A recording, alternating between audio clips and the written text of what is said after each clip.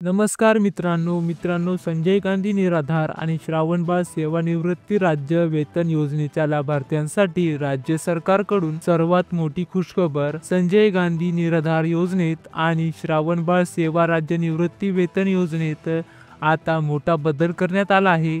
लाभार्थ्यांच्या खात्यामध्ये निराधार पेन्शन थेट जमा होणार, तेही दर महिन्याच्या फिक्स तारखेला.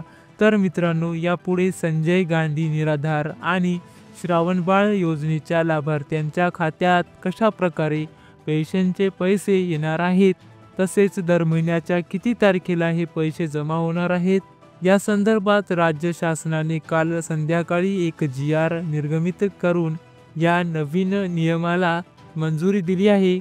तेव्हा या शासन GR विषयी संपूर्ण व सविस्तर माहिती या व्हिडिओमध्ये आपण जाणून घेणार आहोत. व्हिडिओ शेवटपर्यंत पहा आणि चॅनलवर नवीन असाल तर चॅनलला सबस्क्राईब करून शेजारील बेल आयकॉनला प्रेस करा. चला मित्रांनो, व्हिडिओ सुरू करूया.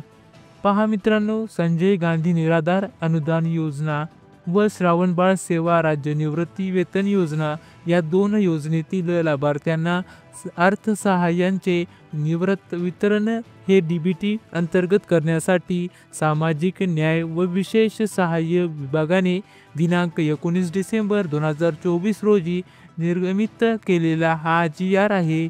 तेव्हा आता नव्या पद्धतीने अशा प्रकारे लाभार्थ्यांना पेन्शन मिळणार आहे.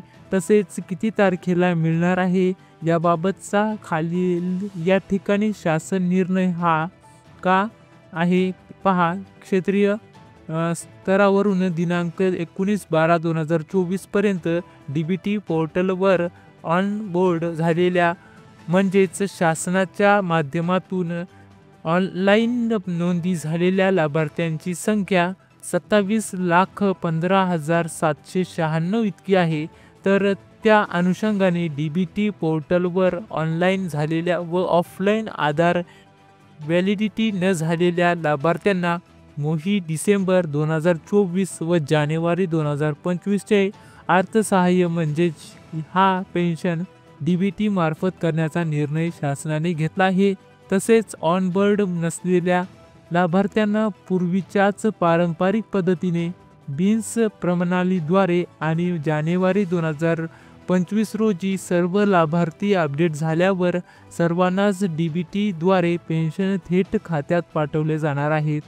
त्यानंतर मित्रांनो, राहिला विषय आता महिन्याच्या कोणत्या तारखेला तर सहाय्य लाभार्थ्यांच्या खात्यात तर जमा होणार आहे.